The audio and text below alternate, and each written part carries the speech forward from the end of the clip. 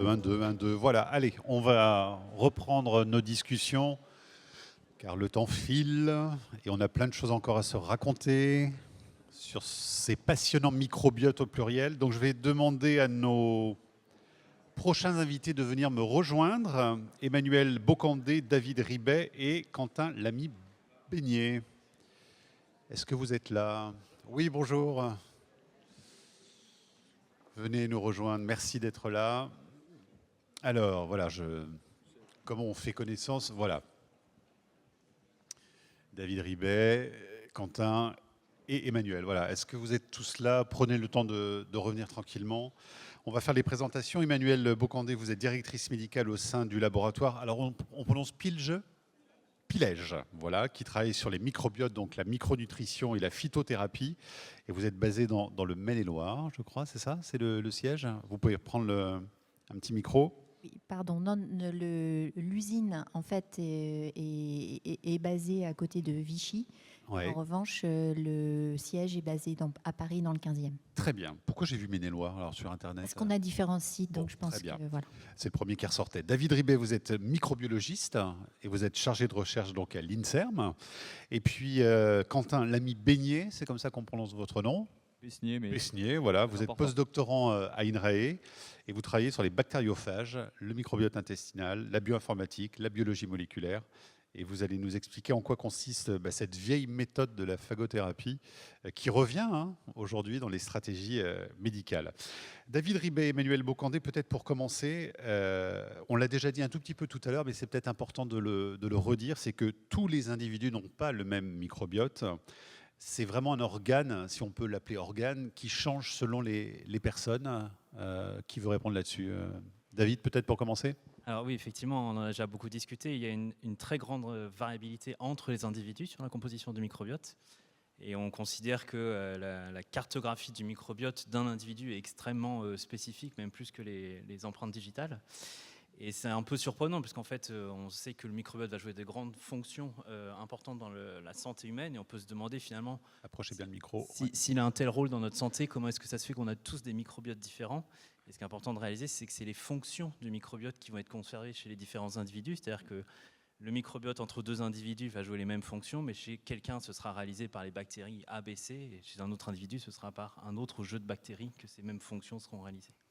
Et c'est une vraie limitation quand on essaye de travailler sur le microbiote, de comprendre ce qu'est un microbiote normal et ce qu'est un microbiote qui va être pathologique, cette variabilité, puisqu'on a besoin de beaucoup d'individus pour définir ce que c'est qu'un microbiote normal et de voir à quel point on va s'éloigner de ce microbiote normal chez certaines pathologies en fait. Alors je ne comprends pas bien l'histoire de la carte d'identité, parce qu'une carte d'identité, ça laisserait entendre que le microbiote est quelque chose de très fixe, qui ne bouge jamais. Alors depuis le début de l'après-midi, on se dit qu'au contraire, il évolue énormément, qu'il peut changer, être résilient, donc ça veut dire qu'en fait, c'est jamais le même. C'est vrai, donc ça a été montré qu'effectivement, il y a une résilience, c'est-à-dire que globalement, chez un individu où il n'y a pas d'événement majeur dans la vie, on a une constance de la composition du microbiote, mais cette constance est relative. On sait par exemple qu'au sein de la journée, on a des variations de microbiote. Le microbiote du matin n'est pas le même que le microbiote du soir, mais donc on a des oscillations autour d'un espèce d'équilibre, et c'est cet équilibre qui reste constant chez les individus. Emmanuel Bocandé, pour compléter là-dessus, parce que c'est intéressant. Oui, non, tout à fait. En fait, ce qu'il faut savoir, c'est déjà que, comme ça a déjà aussi été évoqué juste avant, le microbiote va s'implanter à la naissance, donc il va être sous influence, comme ça a été très bien expliqué par Joël Doré, dans le sens qu'en fonction de si la femme accouche par voie basse ou par césarienne, si le bébé est placé en couveuse, si il y a la laite au sein ou si il est nourri au biberon, s'il a des frères et sœurs ou pas, s'il a des animaux, enfin tous ces éléments-là ont été évoqués. En fait, les 2 premières années de vie vont voir l'implantation du microbiote. Et ce qui fait que nous avons tous un microbiote qui nous est unique, même si nous partageons certaines espèces et nous partageons bien évidemment certaines fonctions.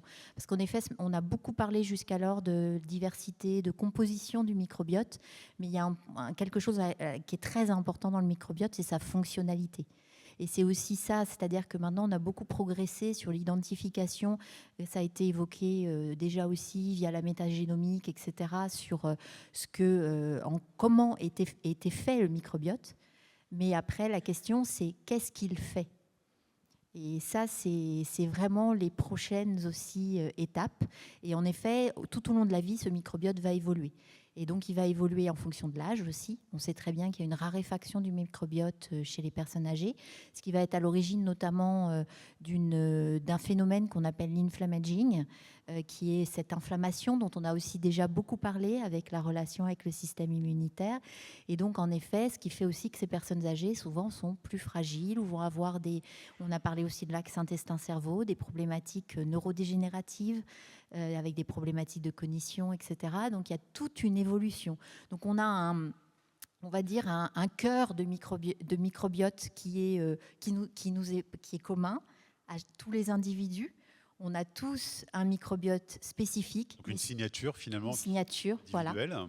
Mais ce microbiote va évoluer tout au long de la vie, et même comme ça vient d'être dit, même dans la journée, on sait très bien qu'au niveau nictéméral, le microbiote du matin n'est pas celui du soir, ce qui pose aussi la question de quand on l'évalue, puisque s'il varie, enfin, tout ça aussi, de la même façon qu'on dit qu'on doit mesurer certains paramètres biologiques, par exemple à jeun. Qu'est-ce qu'être à jeun? Est-ce que c'est 8 heures? Est-ce que c'est 12 heures? Est-ce que c'est 16 heures? Ça aussi, on sait très bien que ça joue sur les paramètres biologiques. De la même façon, ça joue sur le prélèvement du microbiote. J'ai l'impression que c'est un champ de recherche, alors qu'on en est vraiment au tout début, même si ça fait de nombreuses décennies que certains travaillent sur la question, mais qu'il y a quand même des perspectives, des promesses qu'on peut déjà sentir comme ça en filigrane.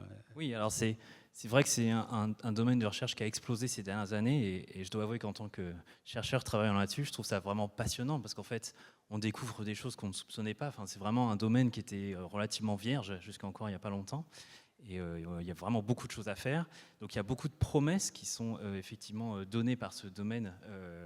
Mais il faut aussi faire attention parce qu'en fait, il y a des effets de mode qui marchent aussi dans le domaine de la recherche. C'est-à-dire que c'est un domaine qui est très à la mode. Qu'est-ce que ça veut dire que c'est très à la mode? Ça veut dire qu'il y a beaucoup d'argent qui va être donné pour faire de la recherche sur le microbiote. Il y a beaucoup de gens qui vont se lancer là-dedans. Et finalement, une des grosses difficultés quand on travaille sur le microbiote, ça a été un petit peu évoqué, c'est en fait les gens vont comparer le microbiote d'individus en bonne santé avec le microbiote d'individus qui sont malades. On va voir des différences, mais c'est pas parce qu'on a des différences qu'on a un lien de cause à effet. C'est-à-dire c'est pas parce que le microbiote est différent que c'est le microbiote qui va être responsable de la pathologie. Les modifications du microbiote, ça peut tout à fait être secondaire. C'est parce qu'on est malade que le microbiote va changer. Et finalement, si on veut essayer de soigner les gens en ciblant le microbiote, il faut d'abord s'assurer que c'est bien le microbiote qui est à l'origine de la maladie, ou du moins qui va contribuer à la maladie. Et ça, il y a plusieurs travaux qui ont listé finalement toutes les maladies qui ont été plus ou moins reliées au microbiote.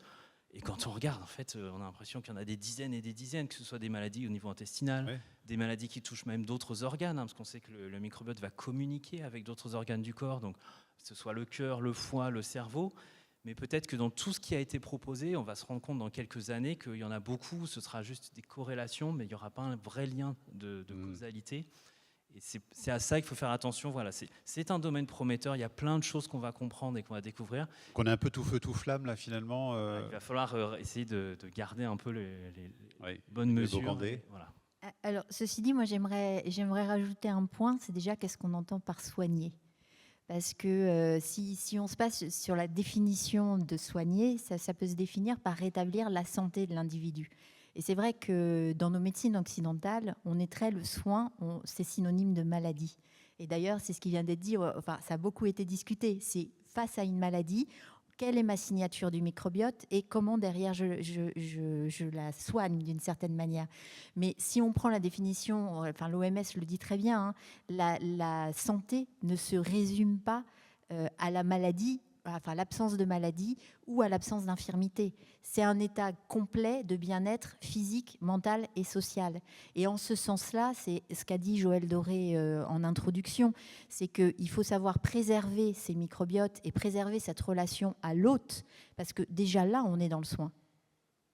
Donc, moi, je trouve qu'en ce sens, on peut déjà aujourd'hui, puisque la thématique c'est soigner demain. On l'a bien senti, ça, je pense, effectivement. Je pense que tout à chacun, on peut déjà soigner via le microbiote, absolument, tout simplement en ayant une hygiène de vie correcte. Et après, dans le soin aussi, il y a, au-delà de la transplantation de microbiote fécal ou des choses comme ça, il y a des actions qui peuvent être menées, comme par exemple éviter les FODMAPs. On a aussi beaucoup Éviter parlé. les quoi, les pardon? FODMAPs. Alors, c'est un acronyme anglais qui, en fait, c'est les sucres fermentés cibles. Donc, on a parlé de la fermentation, notamment les bactéries lactiques. Pour produire de l'acide lactique, elles utilisent des petits sucres. Et donc, ça fait partie des fonctions de ce microbiote.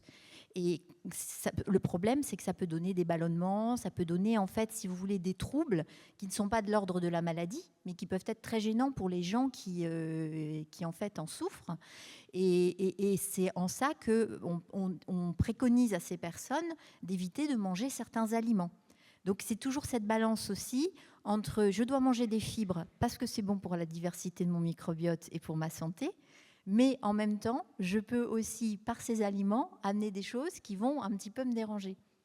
Et donc, c'est toujours un équilibre, et c'est pour ça que c'est toujours très important de se référer à un professionnel de santé qui est en capacité justement de vous conseiller à ce sujet. Oui, oui. Alors c'est juste une petite parenthèse, mais c'est vrai que j'y pensais quand il parlait de légumes, Joël Doré tout à l'heure. Il y a beaucoup de gens qui digèrent mal en fait les légumes et les fibres, et qui en mangent beaucoup et tout d'un coup se retrouvent effectivement avec des acidités ou ballonnés. Et donc comment on évalue finalement? On se dit on fait bien notre microbiote, mais si c'est par ailleurs pour avoir des problèmes de digestion, comment on gère ça?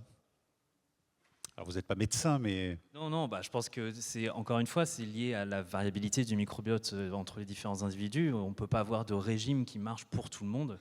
Et il faut forcément adapter son régime en fonction de son ressenti. Et c'est notre microbiote qui, quelque part, nous parle et nous dit ce qui lui convient ou ce qui lui convient moins bien. Donc écoutons nos microbiotes. Hein, et là encore, aussi du moment. C'est-à-dire que les régimes d'exclusion, en dehors, donc là c'est en tant que médecin que je parle, c'est-à-dire que les régimes d'exclusion, en dehors de, là aussi, cas très particuliers, ne sont pas forcément toujours bons pour la santé.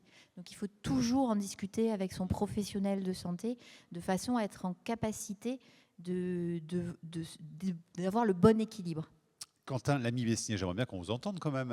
Vous qui êtes post-doctorant donc, sur ces questions, est-ce que vous avez eu le sentiment de choisir un sujet à la mode? Alors pour reprendre ce qu'on disait un petit peu tout à l'heure, qu'est-ce qui vous a attiré, vous, dans l'étude du microbiote?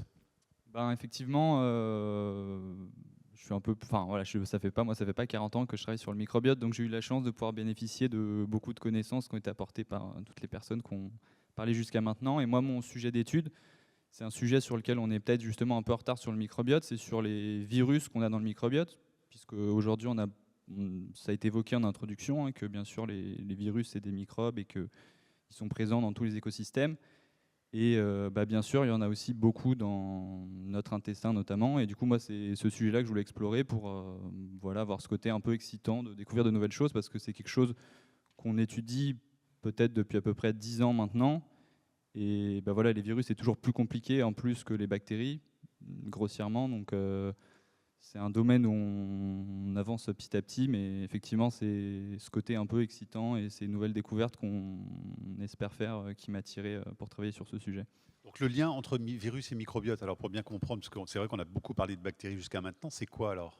C'est qu'en fait, du coup, je pense que ça va être l'occasion un peu de réhabiliter aussi les virus, parce qu'on a dit qu'aujourd'hui on réhabilitait les microbes, et en fait c'est vrai que déjà les microbes souvent ils ont mauvaise presse, mais alors les virus j'en parle pas, surtout après les quelques années qu'on vient de passer. Mais il faut bien se dire que tout comme les microbes, il n'y en a qu'une partie qui nous font mal, c'est pareil pour les virus, il y a quelques virus qui peuvent nous infecter, nous rendre malades, etc. Mais en fait, dans la nature, il y a des virus qui infectent tout, il y a des virus des plantes, des virus d'autres animaux, il y a aussi des virus des bactéries, qu'on appelle les bactériophages, on en a parlé un tout petit peu. Et du coup, en fait, dans le microbiote intestinal, principalement, les virus qu'on trouve sont ces virus de bactéries, puisque, on l'a dit, il y a plein de bactéries dans le microbiote. Du coup, naturellement, ces virus-là, ils vont être présents dans l'environnement intestinal et ils vont réguler les populations microbiennes. Et c'est ce qu'on essaye de mieux comprendre aujourd'hui.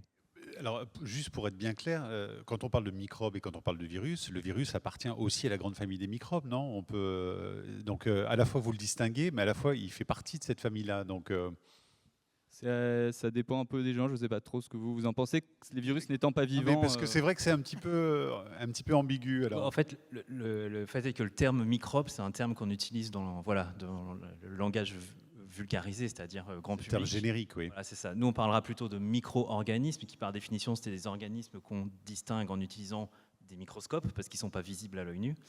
Et au sein des micro-organismes, on distingue classiquement donc les bactéries, qui sont des êtres vivants unicellulaires, et on va distinguer les virus, qu'en général, on ne considère pas comme organismes vivants, parce que tout seuls, ils ne sont pas capables de se reproduire, ils ne peuvent se multiplier qu'aux dépens d'une cellule qui vont infecter et qui vont détourner pour se multiplier.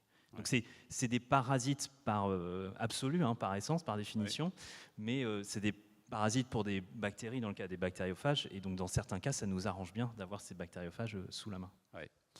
Donc on le disait tout à l'heure, ces différents microbiotes, ils peuvent jouer un rôle potentiel dans plusieurs maladies aussi. Donc qu'est-ce qu'on peut dire aujourd'hui, puisqu'on parlait de soigner sur les pistes thérapeutiques, quels sont les moyens dont on dispose en fait pour corriger, moduler précisément la composition du microbiote? Alors qui veut répondre là-dessus?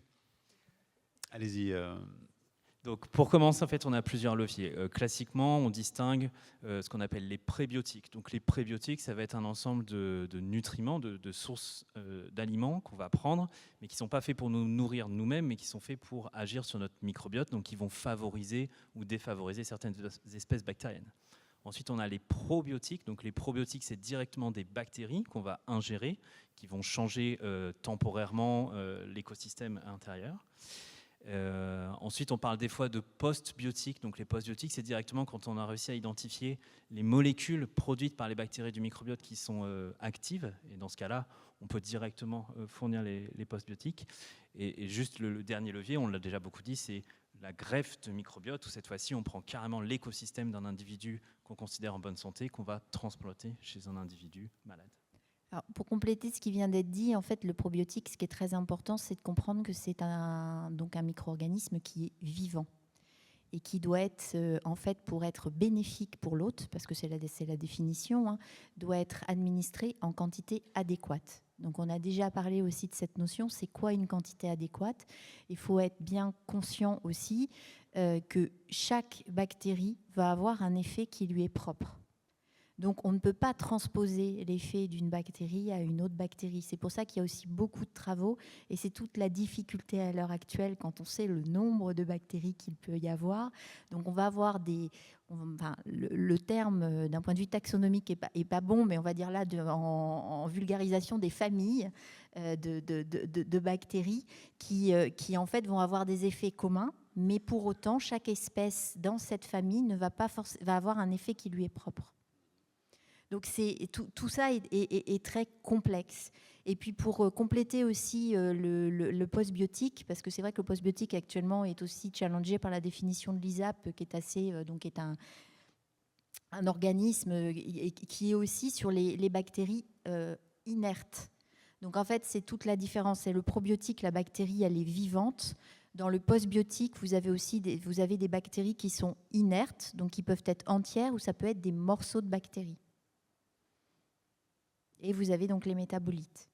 Donc tout ça est assez complexe en termes de définition, parce que comme vous l'avez fait remarquer, c'est un champ qui est en pleine expansion. Et comme tout champ en pleine expansion est très dynamique, il y a forcément des débats d'experts, des choses qui évoluent. Et ce qui était vrai hier n'est pas forcément vrai aujourd'hui et ne le sera pas forcément demain. Alors juste pour parler des probiotiques, puisqu'effectivement c'est mettre du vivant dans du vivant quand même, avec toute la difficulté dont vous parlez, comment on arrive à évaluer finalement la limite et les effets complexes et multifactoriels que ça peut créer justement d'ingérer une capsule de bactéries, par exemple, dans son propre organisme? Est-ce qu'on a une bonne vision de ça? Comme toute solution thérapeutique, ou comme à chaque fois on va intervenir, il y a forcément des études préalables qui ont été faites de toxicologie, finalement, d'évaluation des potentiels effets négatifs de ces bactéries, avec des tests de différentes doses. Donc c'est des choses qu'on fait en général chez l'animal. Avant d'ensuite, quand on passe aux essais cliniques chez l'homme, c'est pareil, les premières phases, comme ce qui avait été dit préalablement, ça va être de calculer les doses pour déjà voir la toxicité, avant même de voir s'il y a un effet bénéfiques. Donc ça, c'est des choses qui sont très bien évaluées. Sauf que si nous sommes tous individuellement avec un microbiote qui n'est jamais le même, est-ce que l'on sait exactement comment vont agir ces probiotiques, par exemple? À quelle heure de la journée il faut les prendre? Selon l'âge que nous avons, On voit que c'est pas si simple quand même. Non, Hein. c'est compliqué. Et toute la difficulté, ce sera justement le recrutement des premiers patients ou des premiers individus à qui on va donner ces probiotiques, d'essayer d'avoir une diversité pour essayer de couvrir toutes les possibilités.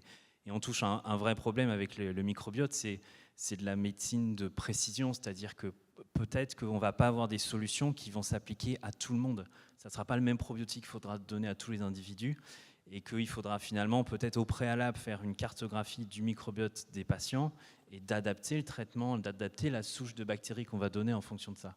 Faire vraiment du sur-mesure, quoi, finalement. Sur mesure, voilà. Et on sait par exemple, nous on travaille en collaboration avec des gastro-entérologues du CHU de Rouen qui travaillent sur le syndrome de l'intestin irritable, qui est une pathologie où justement les patients ont des troubles intestinaux, des douleurs intestinales, et ils ont déjà quelques probiotiques qu'ils proposent aux patients, mais ils savent très bien qu'ils essayent un premier probiotique, si ça ne marche pas, ils passent au suivant, Oui. et suivant les patients, ce n'est pas du tout le même schéma qui marche au final, quoi. Quels peuvent être les effets délétères, justement, à un surdosage, je ne sais pas si on peut appeler ça comme ça, de probiotiques, par exemple? Alors, notamment, normalement, comme ça a été dit tout à l'heure par Geneviève Herry-Arnaud, la base du probiotique, c'est qu'il est safe. Il n'est pas, normalement, une bactérie dont on n'a pas testé la sécurité ne peut pas avoir la qualification de probiotique et être diffusée comme telle. Ça, c'est très clair.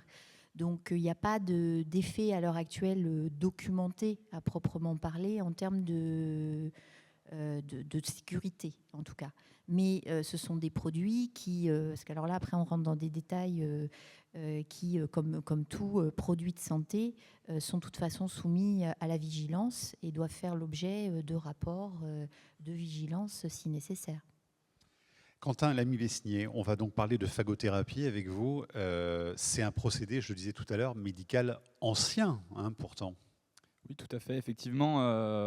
D'ailleurs, c'est un Français qui a...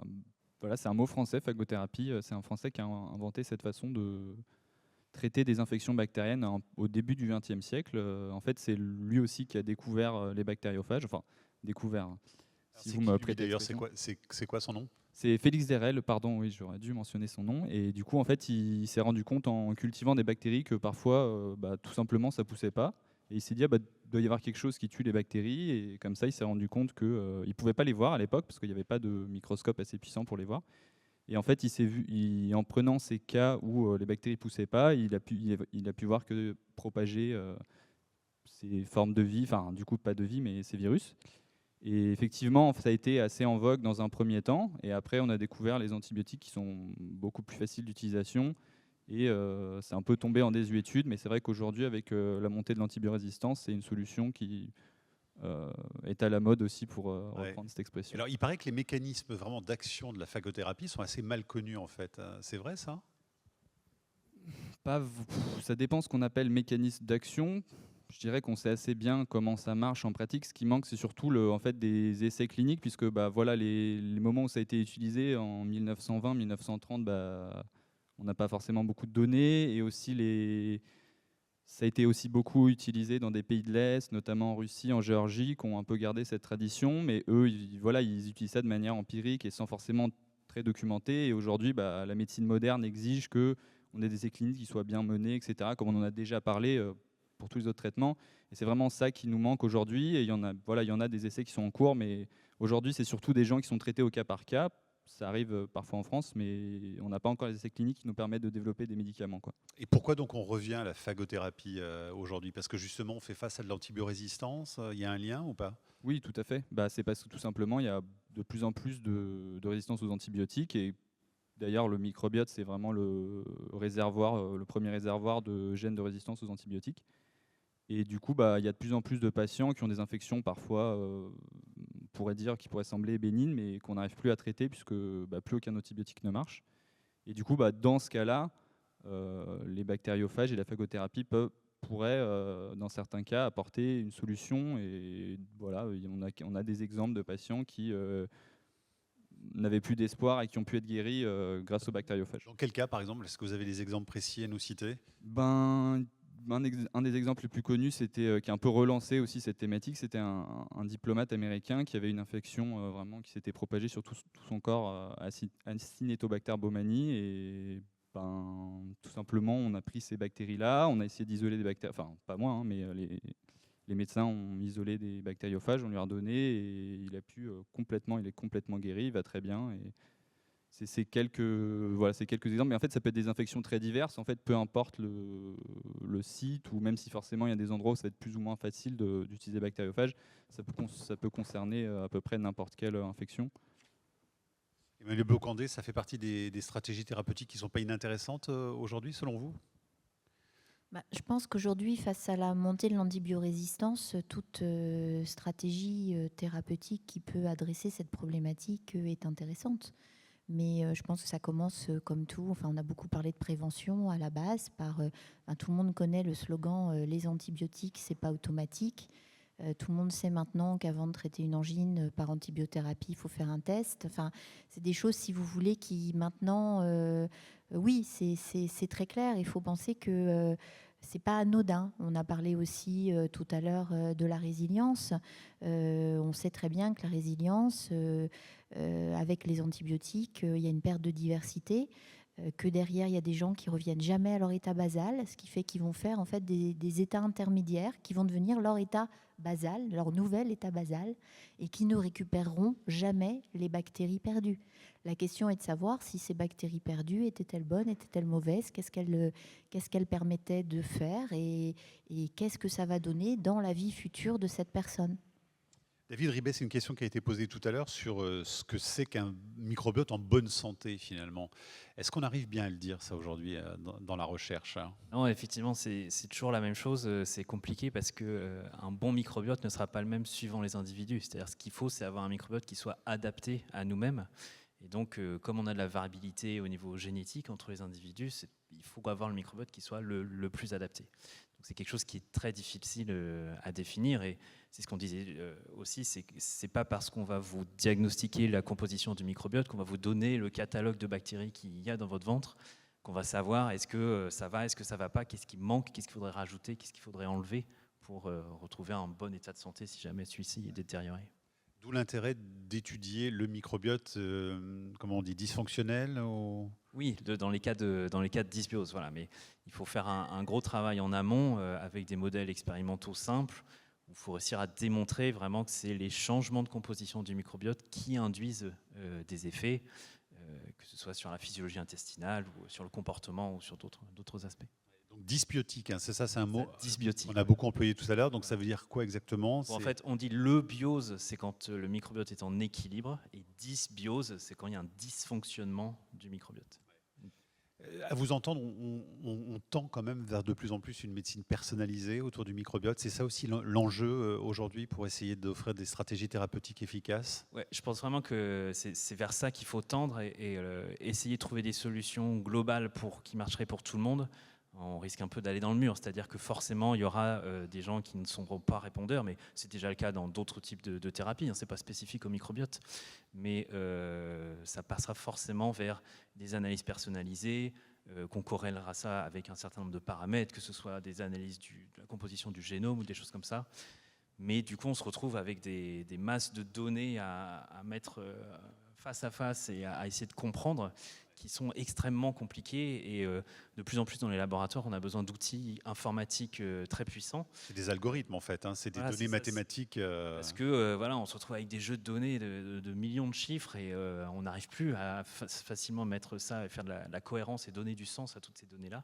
Donc il y a un gros domaine de la filière informatique qui doit venir en support de la biologie classique, de la microbiologie classique, pour essayer d'intégrer tout ça. Donc ils font des maths au secours de la science et de la santé. Peut-être que l'intelligence artificielle sera un des outils importants pour essayer de résoudre un certain faire le nombre de tri dans problèmes. toutes les données et de faire de la médecine personnalisée en fait. Hein. Justement, et au point que là, je rentre d'un congrès à Rome sur justement les probiotiques, les prébiotiques et les nutraceutiques. Et ce qui a été discuté, on a beaucoup parlé de la collecte de data et les data de cohorte, etc. Et c'est vrai que, bien évidemment, il faut avoir des data sur des grandes populations parce que ça donne des informations. Le problème, c'est que la statistique ne s'applique jamais, et ça c'est vrai pour tous les cadres, à l'individu. Et la problématique du microbiote, comme ça a été très bien dit par David, c'est que justement il y a plein de facteurs. Enfin, il y a l'individu, son propre microbiote, il y a éventuellement ce qu'il consomme comme aliment, il y a éventuellement les traitements. On a aussi beaucoup parlé des xénobiotiques juste avant. Donc tout ça, c'est autant de facteurs qui vont brouiller les cartes. Et donc tout le sujet de Rome était de dire, de ce congrès était de dire, est-ce que finalement il ne va pas falloir inventer un nouveau modèle pour étudier l'effet de la modulation du microbiote, qui serait un modèle même encore plus personnalisé et presque des études à la personne d'une certaine manière, ce qui sort complètement des standards qu'on connaît jusqu'alors, parce que c'est très compliqué de prendre en compte tous ces facteurs. Ouais, effectivement, je pense qu'effectivement, nous aussi, dans le domaine de la phagothérapie, c'est un problème qu'on a beaucoup. C'est-à-dire que, comme j'ai dit, on voudrait avoir des essais cliniques très clairs où on donnerait le même traitement à tout le monde. Et je pense que c'est une des limites qui fait qu'il y a des essais cliniques déjà qui ont échoué. Parce que justement, ces bactériophages, c'est vraiment un exemple typique où ils sont très spécifiques d'une bactérie. Et c'est pas parce qu'on a une infection avec, je sais pas, Escherichia coli, que tout le monde a exactement le même Escherichia coli.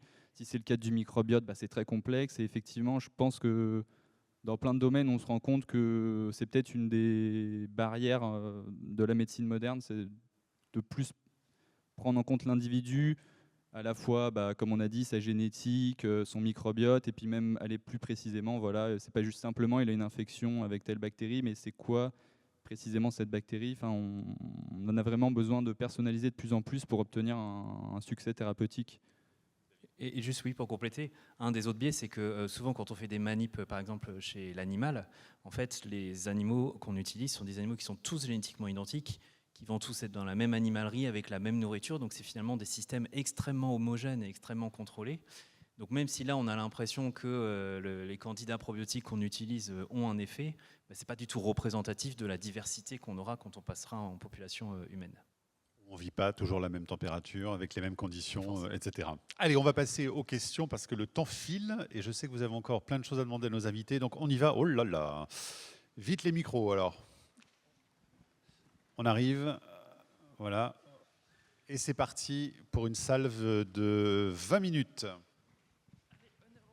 Madame, bonjour. Oui, bonjour. À propos des médicaments, à l'exception des antibiotiques, quand on prend un traitement de manière chronique, en permanence, est-ce que tous les médicaments ont des effets néfastes sur le microbiote? Et si oui, est-ce qu'il y a des probiotiques qui peuvent être conseillés pour parer aux effets négatifs du traitement médicamenteux, même si à côté on a une alimentation équilibrée, riche en fibres? Alors déjà, il faut savoir que la relation médicament-microbiote, elle est dans les deux sens. C'est-à-dire que sur certains médicaments, on a besoin du microbiote pour métaboliser le médicament. Et le médicament ne sera pas efficace si on n'a pas le bon microbiote. Ça a été plus ou moins évoqué aussi avec l'immunothérapie tout à l'heure.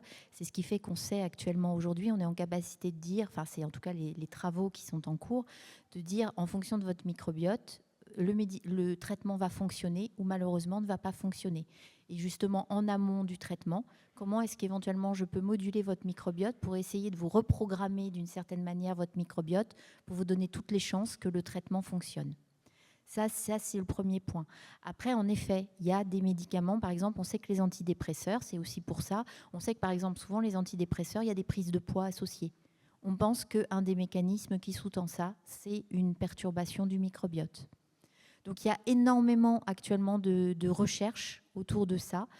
Donc c'est pour ça que ça passe, ça a été dit ce matin, ça passe aussi par une bonne hygiène de vie.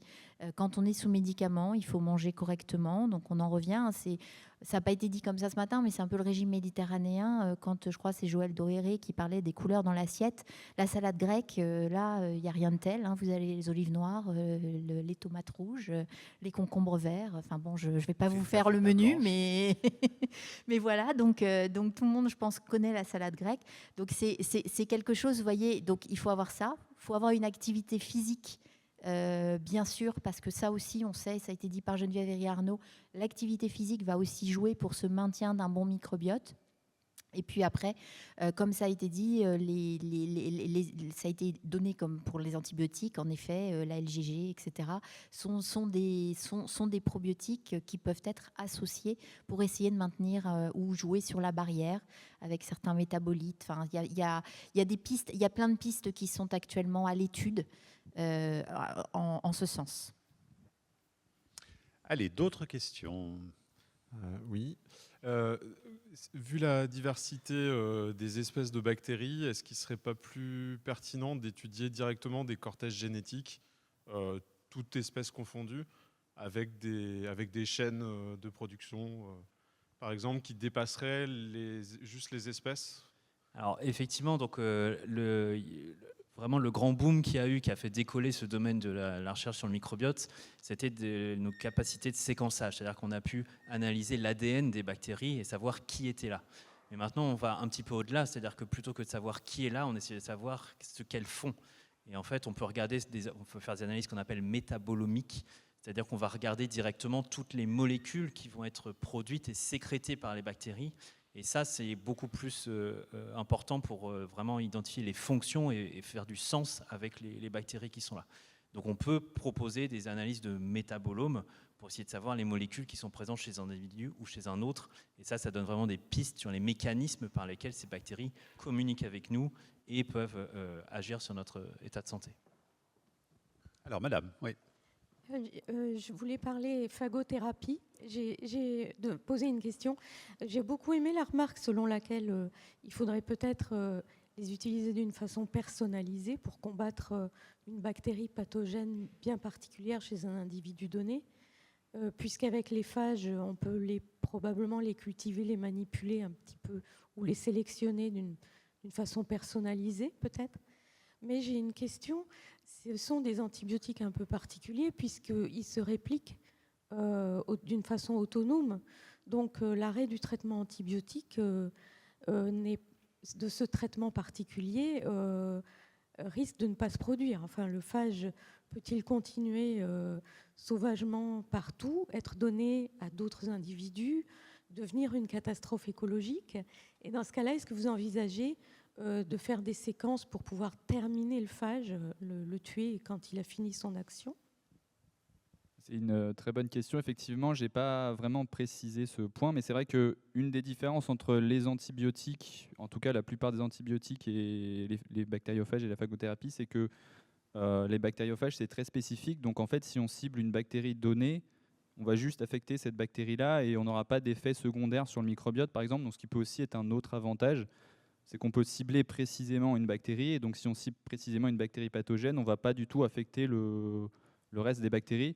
Donc quelque part, après, c'est vrai que le bactériophage, forcément, il va s'amplifier, et c'est aussi une force, puisque c'est le seul médicament qu'on connaît qui est capable justement de s'amplifier à l'endroit où on en a besoin. C'est-à-dire qu'en théorie, on pourrait juste en mettre un sur l'infection et ça pourrait tout supprimer. Mais du coup, en fait, on n'apporte pas forcément beaucoup d'importance à qu'est-ce qui se passe sur le long terme, parce qu'on sait que ça ne va pas forcément pouvoir affecter d'autres bactéries, et on sait aussi que les bactériophages, comme j'ai dit, c'est vraiment des virus de bactéries, donc ils ne vont pas nous affecter nous, et en fait on sait que après ils vont être éliminés par le corps de manière complètement qui va vraiment nous poser aucun problème sur le plan médical. Après il y a quand même des recherches qui sont en cours pour vraiment bien s'assurer de tout ça, mais a priori ça ne devrait pas être un gros problème. Allez, d'autres questions, madame? Alors, moi, je me permets de prendre la parole parce que ma question était très similaire à la vôtre, donc je reste dans le sujet. C'était justement sur la phagothérapie et sur l'évolution un petit peu de ces bactériophages. Donc vous y avez répondu parce qu'ils ne peuvent pas s'attaquer aux bonnes bactéries. D'accord, c'est bien ça? Ils sont très spécifiques, donc ils vont vraiment cibler même pas une bactérie, mais une sous-population de la bactérie de manière générale. Donc si on choisit bien, normalement, il n'y aura pas d'effet sur d'autres bactéries. Et du coup, je continue sur l'évolution un petit peu de ces bactériophages. Est-ce qu'ils peuvent faire des mutations? Est-ce qu'ils peuvent quand même évoluer et qu'on perde un peu le contrôle de ces bactériophages, comme on perd un peu le contrôle des antibiotiques et de leur fonctionnement actuellement? C'est un sujet sur lequel mon laboratoire a travaillé. On a pu montrer que c'est vrai que justement, par exemple, dans l'environnement intestinal, comme il y a beaucoup de bactéries, qu'il y a aussi beaucoup de virus et que c'est vraiment un énorme bouillon de culture, on a pu montrer que une fois, on l'a montré, c'est vraiment juste dans cet exemple-là, c'est juste une étude, que le bactériophage il pouvait changer de bactéries hôtes, mais ça reste toujours sur des bactéries qui sont très très proches, et du coup, on ne va jamais avoir traité quelqu'un par phagothérapie et hop, toutes les bactéries sont tuées, c'est pas du tout possible. Mais voilà, comme je dis, c'est des sujets effectivement que voilà, quand on parle avec les cliniciens, etc., forcément, ils nous demandent, donc c'est des choses où il y a beaucoup de recherches en cours, mais faut se dire que même si, bien sûr, c'est des virus, donc c'est la même chose pour le Covid, je pense que ça ne vous a pas échappé qu'il y a des nouveaux variants qui sortent sans arrêt, bah, c'est pareil pour les bactériophages, puisque aussi ce sont des virus, ils mutent très vite, donc c'est vrai qu'ils peuvent s'adapter. Et quelque part, c'est aussi l'intérêt de la phagothérapie, c'est qu'on a un réservoir inépuisable d'antibiotiques quelque part, puisque eux aussi peuvent s'adapter, et on sait qu'on en aura toujours qui marchent. Mais normalement, on ne considère pas que ce soit vraiment un problème pour notre santé en cas de traitement. Allez, on continue. Oui. Est-ce qu'il y a encore une question? Oui, là. Oui, bonjour. Bonjour, merci beaucoup pour tout ce partage. Vous avez évoqué en fait plusieurs régimes alimentaires qui permettraient de soigner les dysbioses. Et est-ce que vous pouvez parler un petit peu plus sur les food maps? Vous avez évoqué tout à l'heure. Sur les FODMAP, les FODMAP, si vous voulez, comme je l'ai dit, c'est des sucres. Donc c'est FODMAPs pour oligosaccharides. Enfin, F c'est pour fermenté cible, O c'est pour oligosaccharides, D pour disaccharides, donc M monosaccharides, A pour end, parce que c'est de l'anglais, et P pour polyol. Donc en fait, les polyols, ça a été évoqué, c'est les émulsifiants, mais on en trouve aussi parfois dans certains légumes, certains fruits à petite quantité, certaines baies, etc. Donc c'est en fait ces sucres qui sont naturels pour la plupart, qui sont contenus par des fruits, des légumes, mais qui vont être fermentés par les bactéries intestinales et qui vont avoir comme désordre de notamment, par exemple, créer des ballonnements. Donc certaines personnes, mais là encore, ça, on rejoint ce qu'on dit depuis le début, c'est très personnel, c'est-à-dire que vous mangez des oignons, peut-être que vous allez être ballonné. La personne qui est assise à côté de vous va manger des oignons, ça va strictement rien lui faire, par exemple. Et ça nous énerve beaucoup d'ailleurs. Ça dépend selon si vous aimez ou pas les de oignons. Les oignons ne m'aiment pas, on s'en fout, mais je vous le dis quand même. Bon, on en revient toujours à la salade grecque, on ne l'avait pas nommée. Donc si vous voulez, en fait, c'est ça la difficulté, c'est qu'après, et en fait, ce qu'il faut se dire, c'est que, sauf cas, c'est ce que je disais tout à l'heure, parce qu'on parle beaucoup, par exemple, des régimes sans gluten, des choses comme ça. Oui, justement. Là où vous vouliez en venir, les régimes d'exclusion ont des indications très particulières. Par exemple, régime sans gluten, maladie cœliaque, etc. En dehors de ça, normalement, l'être humain est fait pour manger de tout. Mais manger de tout en quantité raisonnable. Et ça a été évoqué tout à l'heure aussi par Joël Doré. Peut-être qu'on est maintenant dans des régimes occidentaux. On va manger beaucoup trop de protéines, notamment de protéines animales. On va oublier les protéines végétales, mais on ne va pas assez manger de fibres. Et si vous voulez, ce qu'il faut, c'est suivre en fait ces recommandations, de se dire qu'il faut avoir un régime équilibré. Donc ça, il y a des recommandations à ce sujet. Et donc, très clairement, de la même façon, les poissons, on a parlé des oméga 3, on a parlé de plein de choses, parce qu'on a besoin de tous ces nutriments, que ce soit des macronutriments ou des micronutriments, pour être en bonne santé. Après, on les tolère plus ou moins bien en fonction justement de ce qu'en fait notre microbiote. Et donc, il faut trouver l'équilibre. Mais il faut se méfier des régimes d'exclusion, sauf si vraiment c'est dans un cas particulier recommandé par un professionnel de santé. Et juste pour rebondir là-dessus, si on reprend l'exemple de la pathologie du syndrome de l'intestin irritable, par exemple, certains nombres de patients, on leur propose de passer à un régime sans FODMAPs, et ça peut marcher, c'est-à-dire qu'on a une amélioration des symptômes, mais il y a d'autres patients chez qui ça ne marche pas du tout. Donc, encore une fois, on en revient au problème de médecine personnalisée. Tous ces patients ont la même étiquette de souffrir du syndrome de l'intestin irritable, mais pourtant les causes peuvent être différentes et leur microbiote ne va pas réagir de la même façon. Et c'est pareil, ça ne veut pas dire que c'est à vie non plus. C'est-à-dire que ces régimes, souvent, peuvent être donnés un certain temps. Le temps, justement, on a parlé beaucoup d'inflammation, de diminuer les phénomènes inflammatoires, de remettre dans une sorte de normalité. Et après, on peut réintroduire progressivement. Mais ça, les diététiciens ou les nutritionnistes le font très bien et le maîtrisent très, très bien. Une dernière question. Est-ce que vous en avez une ou... Non ? Eh bien, on s'arrête là-dessus, alors. Merci beaucoup. Merci à tous les trois. Merci beaucoup.